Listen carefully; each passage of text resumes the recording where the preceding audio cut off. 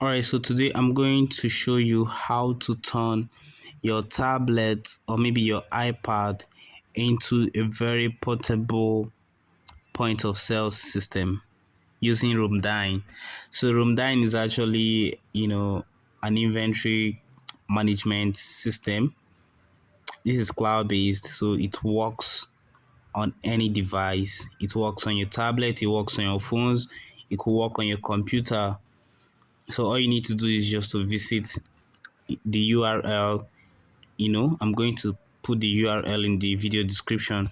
So we are on the dashbar. As you can see, we have a very beautiful user interface showing us our total sales, the total purchases, and also the occupy. We don't have any occupy tables yet. Then when I go to the menu, I could see the products. I can also see the attributes. Okay, then I can also see the point of sale. We can see the sales history. We can see the tables. So the tables actually helps us to manage our tables. So currently we have only 2 tables, so I can add more tables. So I could do table 3. So table actually helps us to manage our orders, because when customers come in and sit in your restaurant or in your bar, those tables are supposed to be numbered or labeled, or you can use a name to identify the tables. So I'm going to use table 3 for the third table. So let me add 5 tables here. This is going to be table 4, and then table 5.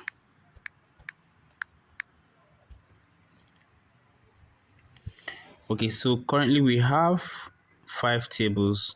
Now you can see that the status of the 5 tables, is a vacant. So it means that the 5 tables are vacant, and it means that we can create orders on these tables.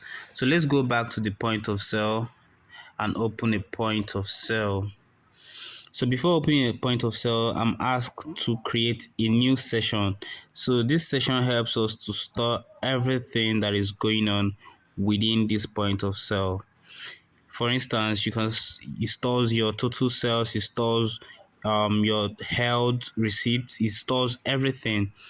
It also helps you to balance your account at the end of the day. So this is for business owners who have multiple users at the same time, multiple waiters and waitresses that are attending to customers. So the session helps them to keep track of their sales. It helps them to keep track of whatever thing that is going on in their account. So this is very important. I'm going to create a new session here. And as you can see, currently we have only 4 products on the app.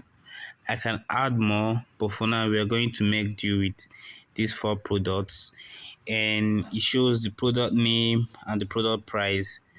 The product name and the product price. This price is going to be fixed by you as the admin. And you can also give your workers the privilege, but if you don't give them the privilege, they won't be able to change prices. Okay, which is very important, because some things need to be regulated. Things like cost price, selling price. You don't want them to see your cost price. The selling price is not supposed to be changed. So those things are very important. Then it shows us the categories, so we can actually show only beer. Shows us only beer right here.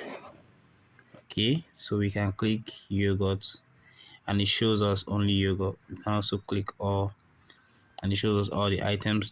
That's very important. Then we can also see that there is a search input box where we can search the product name. So if I want to see let's say Desperado, I can type Desperado.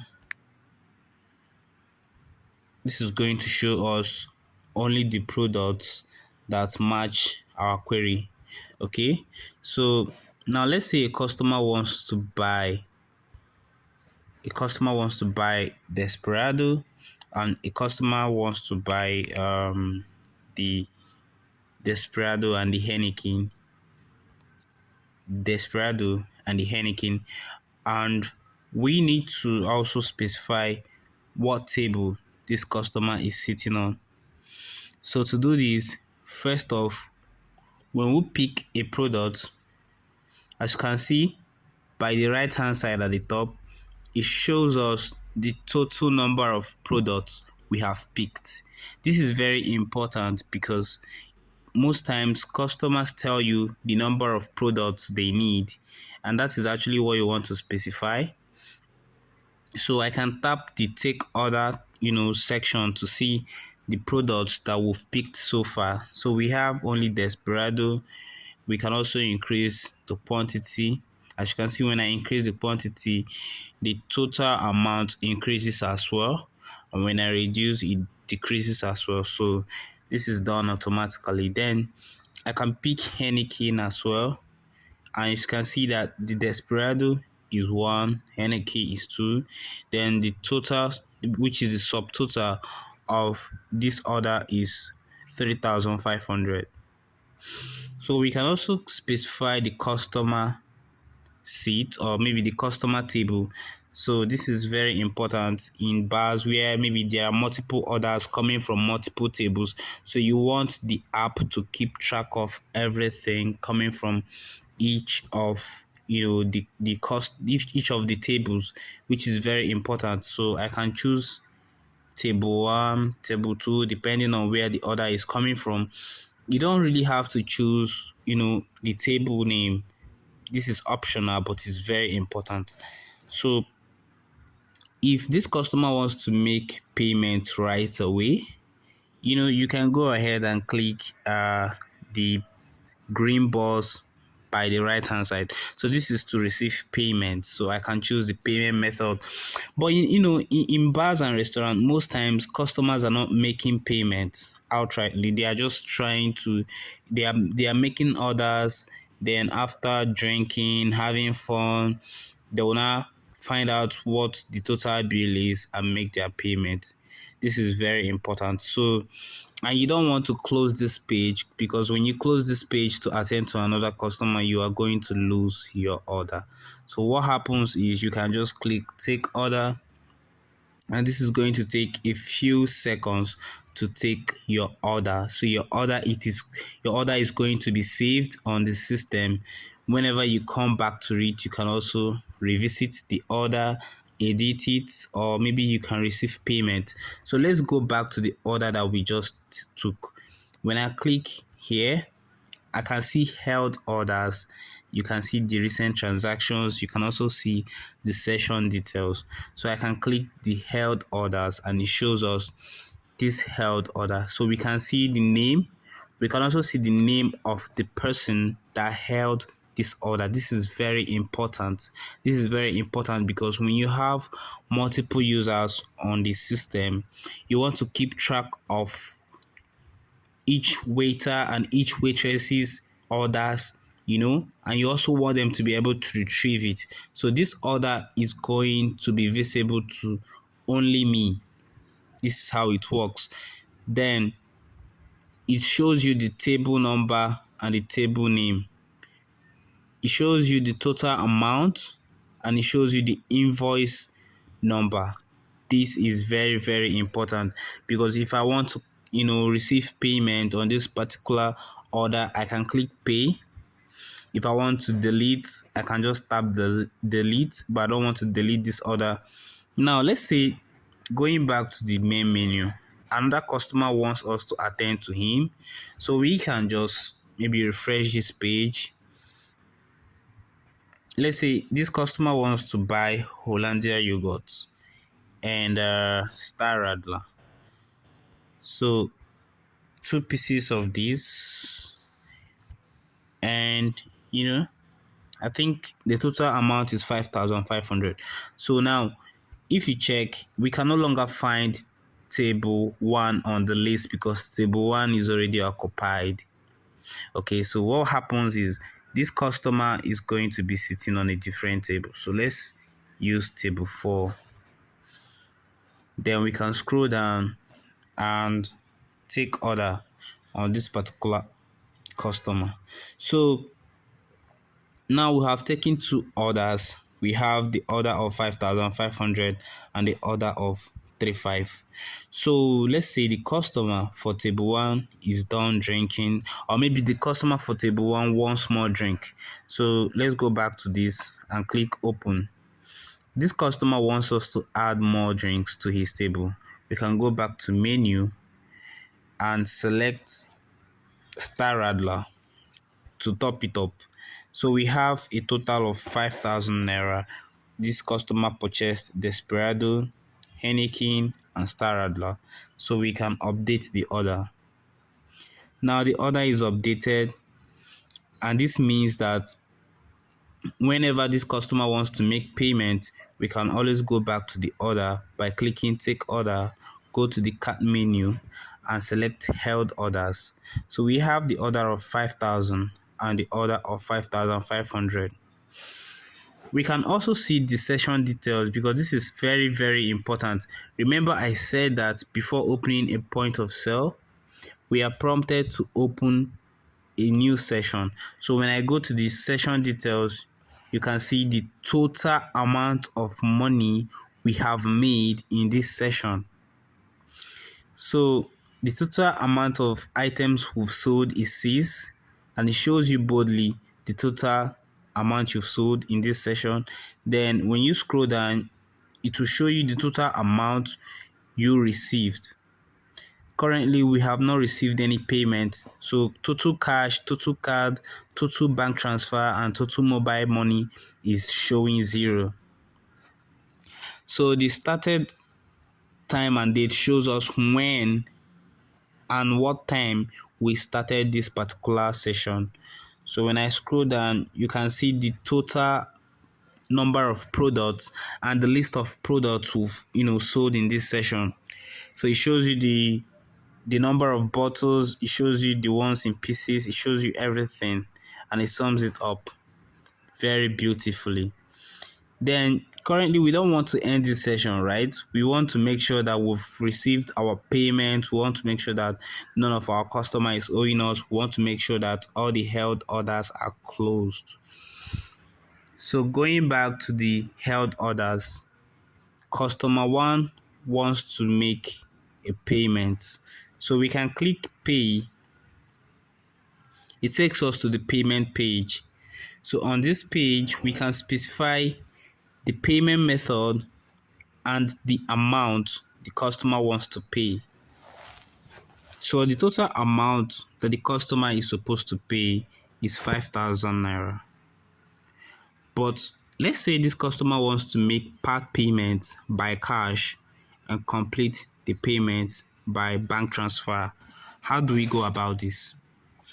The first step is to select how much the customer wants to make by cash and also the payment method. So customer wants to make 3,000 by cash. Notice how it is showing the remaining balance at the bottom in red so that you can see that this customer is supposed to balance us payment of 2,000 naira. So we can click add payment method.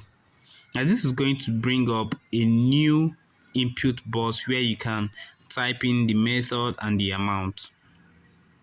So the payment method, we are going to choose bank transfer, and then for the amount we'll type 2,000. So currently the remaining amount is 0. That means we can complete payment on this particular transaction. So let's click complete payment. It shows at the top that payment has been completed, and currently the only held order we have is the customer owing us 5,500, which is the second order that we imputed on the system. When we go to recent transactions, we can see the order of 5,000 naira. You can click and print receipt if your printer is connected. You can also go back to this particular order and make payment on it. But before we making payments, we have to go back to the register details to see how much payments we've received and also how much sales we've made. So let's go to the session details and get more information. Scrolling down, we can see that the total cash payment we've received is 3,000, which is correct. The bank transfer is 2,000, which is very correct. Now we can go back to this particular held orders and complete the remaining table session, the table order. Before doing this, we have to go back and know if these tables are really occupied or vacant. As you can see on this, it shows that table 4 is occupied, which is what we see here. Table 4 is occupied, so this means that we can't make further sales to table 4. So I can click release tables, but that is not what we need to do now because we have a pending order on this particular table. So let's go to pay and complete the payment.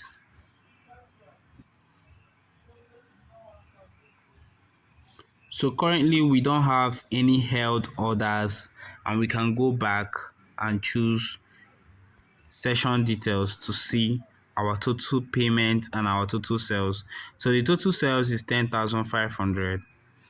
Total payment is 10,500. So this means that none of our customer is owing us, and we can go ahead and close this session. So now we see that the session has been closed. Even after closing the sessions, we can still see our sales by going to sales history. So the sales history shows us the sales that we've made. It also shows us what time, dates, and payment method.